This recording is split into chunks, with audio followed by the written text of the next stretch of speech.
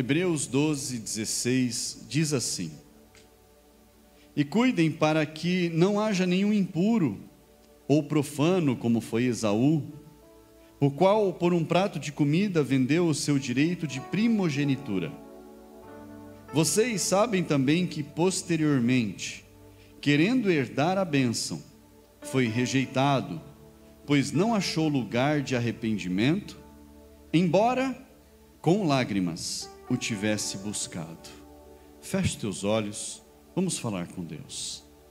Senhor, meu Deus e Pai, fala conosco, meu Deus, nesta manhã. Senhor, nós não queremos perder a Tua bênção, Pai. Não queremos perder o direito que nos é dado por sermos chamados filhos Teus. Pai amado, fala conosco, fala ao nosso coração, que as nossas vidas sejam transformadas a cada dia, Senhor, na Tua presença, Pai. Meu Deus, usa a minha vida como um instrumento, meu Deus, nas Tuas mãos, para falar daquilo que o Senhor quer dizer a cada um de nós, a estes que estão aqui, aqueles que nos acompanham através das redes sociais. Meu Deus, que a Tua palavra edifique a nossa vida neste dia, Pai, e para toda a vida, em nome de Jesus. Diga amém, igreja. Assente-se no seu lugar. Hebreus 12:16 e 17 diz assim: e cuidem para que não haja nenhum impuro ou profano, como foi Esaú, o qual por um prato de comida vendeu o seu direito de primogenitura. Vocês sabem também que posteriormente, querendo herdar a bênção, foi rejeitado, pois não achou lugar de arrependimento, embora com lágrimas o tivesse buscado. O tema dessa mensagem é, diga assim comigo, rejeitando, fala mais alto, rejeitando a bênção. Rejeitando a bênção. Nós conhecemos a história de Esaú, que o seu irmão Jacó viu ele num momento de pressa, de desdém com aquilo que Deus havia dado às mãos dele, abrindo mão de um direito que era algo grande demais para a vida dele. E ele abre mão do direito da primogenitura. O primogênito é o filho mais velho, o que nasce primeiro. E o direito da primogenitura dava àquele filho mais velho deveres, mas dava a ele também direitos inúmeros. Ele herdaria a maior parte das posses do seu pai, e ele gerenciaria, ele se tornaria o administrador daquilo que tudo que o seu pai havia construído. Esse era o direito da primogenitura, e os irmãos trabalhariam para ele. Era assim que funcionava. O direito da primogenitura era o direito que o filho tinha de receber as posses do pai para ele administrar. Não era dividido. Hoje é dividido entre os irmãos de forma igual. Naquela época não, o direito da primogenitura dava ao filho mais velho o poder de administrar tudo aquilo que era do pai. E Esaú era o filho mais velho, mas ele, na correria dele, no desprezo daquilo que ele tinha, que era valioso, ele abre mão daquele direito por um simples prato de sopa, por um prato de lentilhas.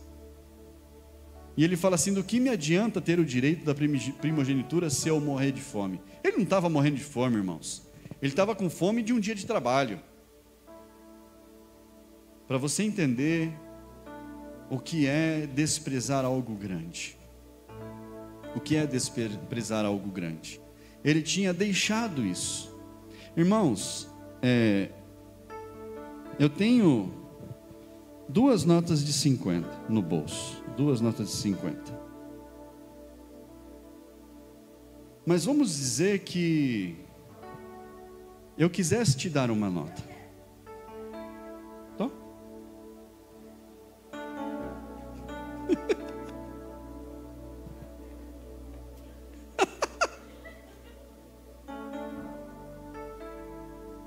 Jesus amado.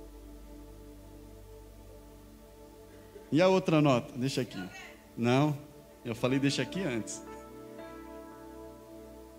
Viu? Irmãos, a gente precisa ficar esperto. A gente precisa ficar esperto. Foi 50 embora. Achei que ninguém ia falar nada. Tudo bem. Mas nós precisamos compreender algo. A bênção, irmãos, ela é colocada diante de nós.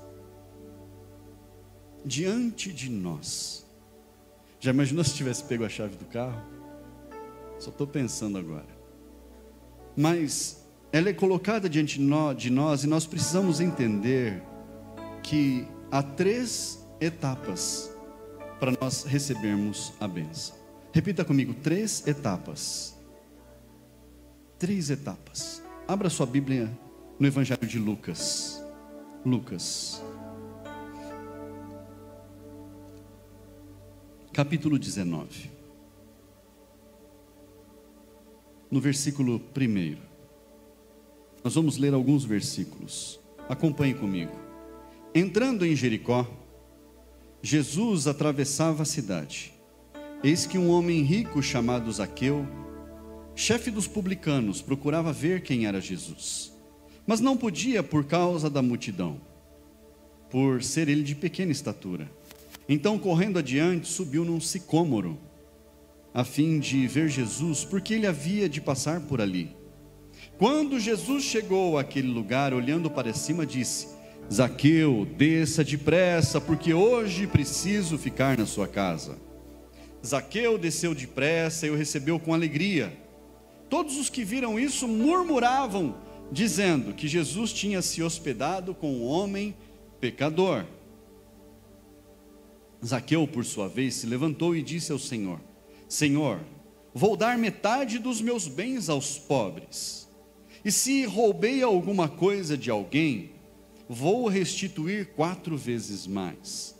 Então Jesus lhe disse: houve salvação nesta casa, pois também este é filho de Abraão, porque o Filho do Homem veio buscar e salvar o perdido. Irmãos, Zaqueu, ele soube que Jesus ia passar por ali, soube que Jesus estava vindo, que Jesus estava aos arredores, e ele descobriu o caminho por onde Jesus passaria. E o que ele fez? Ele tomou uma atitude, porque algo poderia acontecer. Ele queria ver Jesus, e ele subiu num sicômoro. Sicômoro é uma figueira brava, tem espinhos, tudo, mas ele deu um jeito, ele subiu, porque, e aí a palavra ela é detalhista nisso, ela fala que ele era um homem baixinho, de pequena estatura, e ali Jesus viu ele por cima da multidão e falou: olha, eu quero ir na tua casa hoje. Quero ir na tua casa hoje. Zaqueu recebe Jesus. Zaqueu, ouvindo a mensagem de Jesus na sua casa, ali no meio da sua família, mesmo com as pessoas murmurando, as pessoas falando: ó, está com um pecador, está conversando com alguém que a gente não gosta dele. Zaqueu, ele cobrava impostos, mas só que Zaqueu, ouvindo a mensagem de Jesus, ouvindo Jesus falar na sua casa, ele resolve aproveitar a oportunidade que é dada a ele. E ele fala: Jesus, se tiver algum pobre, eu vou restituir aquilo que foi pego. E se eu defraudei, se eu me aproveitei, se eu causei prejuízo a alguém, eu vou restituir 4 vezes essa pessoa. Jesus estava na casa dele. Irmãos, olha que oportunidade. A primeira etapa para nós recebermos a bênção é a oportunidade. A oportunidade. Eu estava vendo outro dia um estudo a respeito de transformação de vidas. E os estudiosos estavam falando que, em média, irmãos, cada um de nós aqui tem, no mínimo, 4 boas ideias num ano. O que são essas ideias? O que são essas 4 boas ideias num ano? É uma ideia boa a cada 3 meses. É algo que surge na sua mente, no seu coração, para você resolver um problema. Você encontra um problema e você identifica uma solução. Quantos aqui já viram um problema e encontraram uma solução? E às vezes você pode falar assim: isso é uma coisa tão pouca, tão boba, tão barato de se fazer, tão simples, e você não põe no papel, você não faz um projeto, você não escreve aquilo, você não faz um protótipo, e simplesmente deixa passar. Eu já tive isso na minha vida há muitos anos. Há muitos anos. Eu precisava fazer um negócio, eu fazia a manutenção dos cabos da igreja, dos cabos de toda a comunicação num período da minha vida. Eu era responsável por isso. Então, uma vez por ano, eu pegava todos os cabos e fazia teste um por um com multímetro. E é complicado, irmão. Você põe uma pontinha aqui, põe na outra, depois põe na outra, põe na outra. Tem cabo que tem 3 pontas. E por aí vai. E aí, na minha cabeça, eu fui lá no meu laboratório. Eu tinha um laboratório de informática. E eu fiz um testador de cabos. Com um LEDzinho. E eu colocava o cabo aqui, colocava outra ponta ali. Ele me dava as pontas que estavam boas e o que estava ruim. E eu fiz aquilo. E não achei para comprar em lugar nenhum, não existia. E eu usava aquilo na igreja, coloquei uma bateria lá e funcionava o treco. Então eu colocava as 2 pontinhas lá, fiz várias pontas diferentes para conectar diversos tipos de cabo. E funcionou. Irmão, cerca de 2 anos depois, eu vi um treco desse vendendo na internet. Custava mais de R$300. Alguém teve a ideia e patenteou o negócio, e construiu, padronizou e vendeu. E tem até hoje, se você procurar na internet testador de cabos, hoje tem de todo tipo. E eu falei: poxa vida, eu tenho esse negócio jogado lá no meu escritório, está lá no canto lá, eu fiz, agora vem outro e faz e vende. E aí, eu entendi.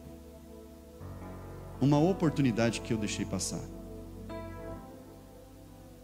Às vezes, irmãos, as oportunidades elas vêm na nossa mão e a gente deixa passar. A gente perde.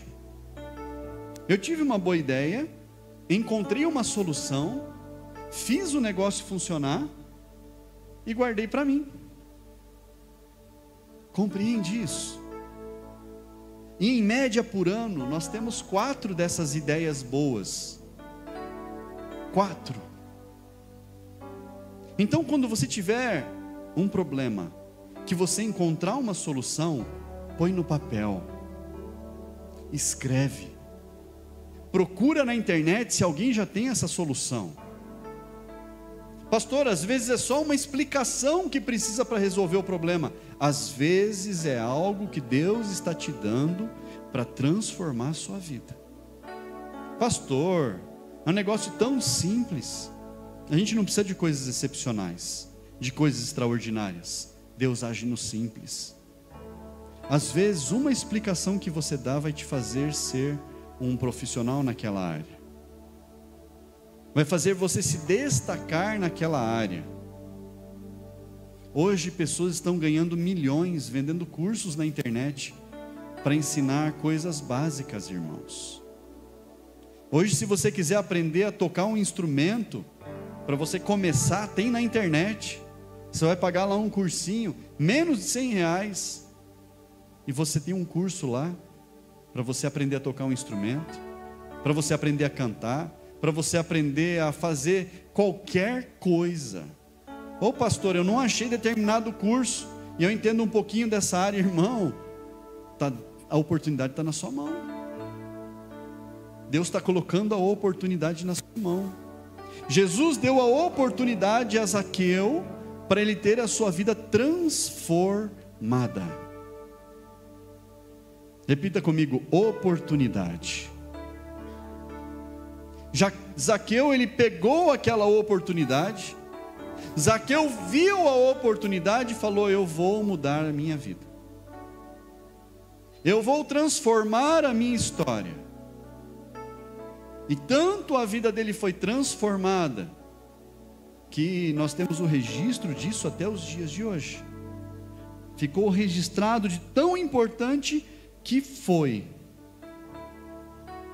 de tão relevante que foi, ficou registrado. Porque a palavra de Deus diz que Jesus fez tanta coisa, que não haveria espaço nas páginas de qualquer livro que fosse para registrar tudo aquilo que Jesus fez. Tantos os feitos, tantos numerosos feitos que Jesus fez. Seria impossível de registrar tudo. Mas perceba, a história de Zaqueu ficou guardada. Abra sua Bíblia, Evangelho de Marcos, capítulo 5. Fala assim: primeira etapa, oportunidade. Fala, primeira etapa, oportunidade. Marcos capítulo 5, versículo 25. Fala de uma mulher doente. A partir do versículo 25 diz assim: estava ali certa mulher que havia 12 anos vinha sofrendo de uma hemorragia. Ela havia padecido muito nas mãos de vários médicos e gastado tudo o que tinha, sem contudo melhorar de saúde. Pelo contrário, piorava cada vez mais. Tendo ouvido a fama de Jesus, a mulher chegou por trás, no meio da multidão, e tocou na capa dele, porque dizia: se eu apenas tocar na roupa dele, eu ficarei curada. E logo a hemorragia estancou, e ela sentiu no corpo que estava curada daquele mal. Nós conhecemos muito bem essa história.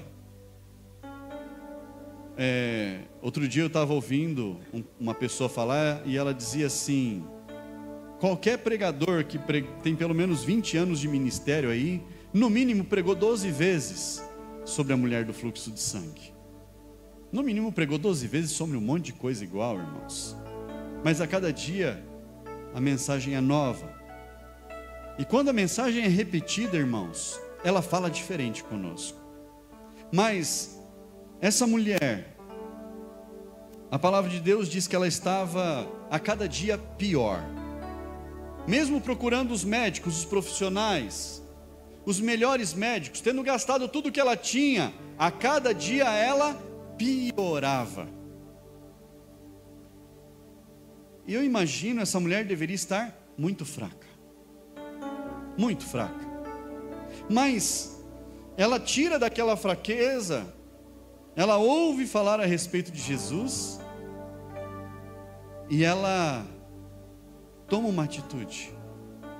Ela fala assim no seu coração: se eu ao menos tocar nas vestes dele, eu vou ser curada. Então, pelo meio da multidão, ela se esgueira, ela se esforça, ela dá um jeito, mas ela vai lá e toca nas vestes de Jesus. E a palavra de Deus declara que naquele momento, naquela mesma hora, ela foi curada. Repita comigo assim: esforço, oportunidade, esforço. A segunda etapa é esforço. A oportunidade, ela surgiu, e aí veio o esforço. Eu quero. Você precisa se esforçar. As coisas vêm para nós. Jesus nos dá oportunidades, mas a gente precisa se esforçar. A gente precisa ir atrás. A gente precisa demonstrar interesse. a gente precisa realmente querer. A gente precisa desejar. A gente precisa querer fazer. Porque se a gente não se esforçar, irmãos, vai embora. Um dia eu acordei na madrugada, irmãos, com um louvor lindo na minha cabeça. Uma melodia tão gostosa e uma letra linda. E eu cantei naquela madrugada aquele louvor. E aí eu senti no meu coração de escrever. Irmãos, eu cantei umas 3 vezes aquele louvor na madrugada. Chorei na presença de Deus. Falei, Deus, que louvor lindo. Mas eu estava cansado. Aí eu virei para o lado e dormi. E eu pensei assim antes de dormir. Eu falei, de manhã eu escrevo. Cantei 3 vezes esse louvor. Estou aqui na minha cabeça. Aí eu acordei, irmãos, de manhã. Eu não lembrava uma palavra. Até hoje eu não lembro como era aquele louvor. Deus me deu algo e eu desprezei. Deus colocou algo na minha mão e eu não me esforcei o suficiente. Pode ser que seria só um louvor que eu cantaria para Deus. Pode ser que estouraria, minha audácia, seria um sucesso. Não sei, irmãos. Foi algo que Deus deu, mas eu não me esforcei o suficiente. Repita comigo, esforço. Primeira coisa, oportunidade. Segunda coisa, esforço. Abra sua Bíblia comigo, ainda no Evangelho de Marcos, capítulo 10.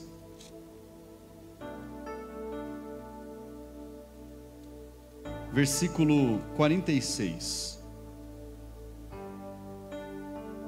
Marcos 10, 46 diz assim: E foram para Jericó. Quando Jesus saía de Jericó, juntamente com seus discípulos, e numerosa multidão, Bartimeu, um cego mendigo, filho de Timeu, estava sentado à beira do caminho. Só um parênteses aqui. Bartimeu, filho de Timeu. Bartolomeu, filho de Ptolomeu. Barrabás, filho de Rabás. Quantos entenderam? Diga amém. Então sempre que você ver na Bíblia Bar alguma coisa, é filho de. Filho de. Vamos seguir. E ouvindo que era Jesus, o Nazareno, começou a gritar: Jesus, filho de Davi, tenha compaixão de mim. E muitos o repreendiam para que se calasse, mas ele gritava cada vez mais: Filho de Davi, tenha compaixão de mim. Jesus parou e disse: chamem o cego.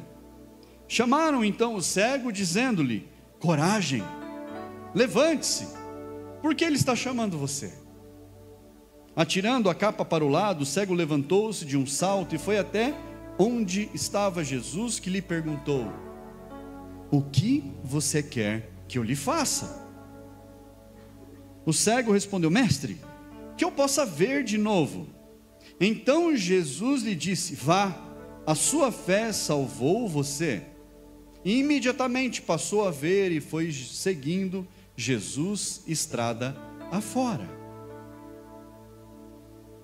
O cego, na beira do caminho, ficou sabendo que Jesus era quem estava passando por ali. E ele toma uma decisão, ele toma uma atitude.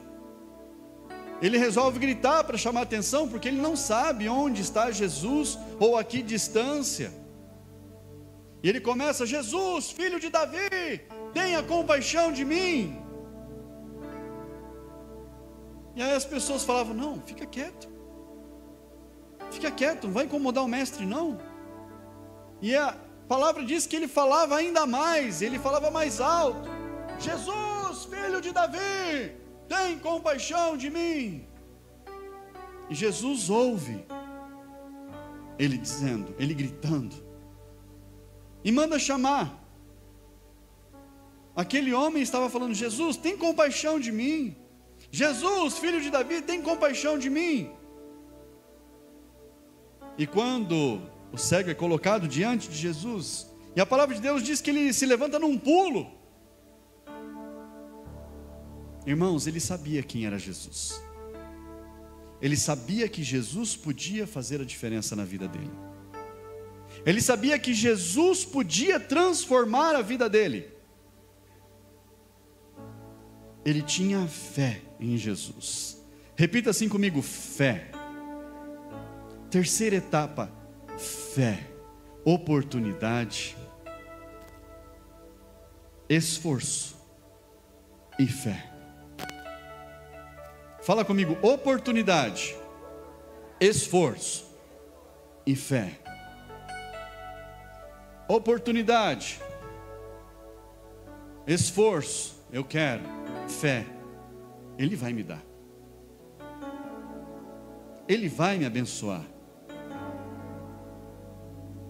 Fé. E Jesus disse para aquele cego: pode ir. Pode ir, a tua fé te salvou. Jesus não estendeu as mãos e falou: seja curado, receba a cura, que você enxergue. Jesus falou para ele: pode ir, a tua fé te salvou. E imediatamente aquele cego voltou a ver. Irmãos, fé. Repita comigo: fé. Sem fé é impossível agradar a Deus. Sem fé eu não recebo a bênção. Irmãos, nós não podemos desprezar aquilo que Deus está nos dando. Nós não podemos desprezar que Jesus é quem pode fazer todas as coisas. Porque quando nós desprezamos, nós estamos rejeitando a bênção. Nós estamos deixando de lado o melhor daquilo que Deus tem reservado para nós. Salmo 109. Abra sua Bíblia comigo. Salmo 109. Versículo 17. Diz assim: amou a maldição, que ela o apanhe. Não quis a bênção, que ela se afaste dele. Amou a maldição, que ela te apanhe, que ela te pegue. Não quis a bênção, que ela se afaste dele. Irmãos, quando nós não queremos a bênção, quando nós rejeitamos a bênção, quando nós desprezamos a bênção de Deus, ela se afasta de nós. Ela deixa as nossas vidas. Ela não mais faz parte de nós. Em Deuteronômio 28, e você não precisa abrir aí, fala a respeito das bênçãos e das maldições. E fala assim: se você ouvir e obedecer, virão sobre ti. Ouvir, oportunidade. Fala comigo: oportunidade. Obedecer, esforço. Fala comigo: esforço. E virão sobre ti todas estas bênçãos. Fé. Você precisa crer. Fala comigo: fé, oportunidade, esforço e fé. 3 etapas para você receber as bênçãos de Deus na sua vida. 3 etapas. E você precisa entender que as oportunidades, elas estão todos os dias na nossa frente. Nós precisamos dar um passo, irmãos.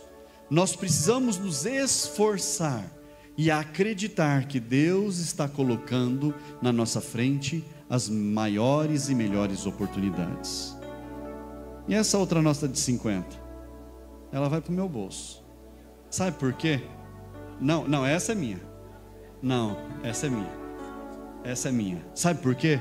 O que Deus tem reservado para você e para cada um de vocês é muito maior. Will, o que Deus tem reservado para a sua vida é muito, mas assim é incontável, muito maior. Fique de pé no seu lugar, assim como o Will está. Muito maior do que uma simples e mera oportunidade de ilustração. Estenda suas mãos. Senhor, o que o Senhor tem reservado, as bênçãos que o Senhor tem reservado, são muito maiores. Meu Deus, pela fé, um veio à frente, Pai, e se levantou, mas todos hoje estão de pé, com as mãos estendidas. Senhor, coloca à frente dos teus filhos oportunidades inúmeras e maiores. Senhor, que os teus filhos deem o passo adiante, com fé, Senhor, no esforço e acreditando que o Senhor fará, meu Deus, muito mais. Em nome de Jesus, meu Deus, abençoa, Senhor, de uma forma extraordinária, para que cada um dos teus filhos receba bênçãos grandiosas. Assim eu profetizo, meu Deus, que o Senhor, meu Deus, torne os teus filhos ricos, torne os teus filhos grandes, conhecidos, ó Pai, por onde forem, que a tua bênção, meu Deus, os persiga e os alcance, que todas as bênçãos, ó Pai, descritas na sua palavra, sejam derramadas sobre cada um dos teus filhos, em nome de Jesus. Diga amém. Fala assim bem alto comigo: Senhor, meu Deus e meu Pai, eu recebo nesta manhã sobre a minha vida todas as bênçãos que o Senhor tem reservado para mim.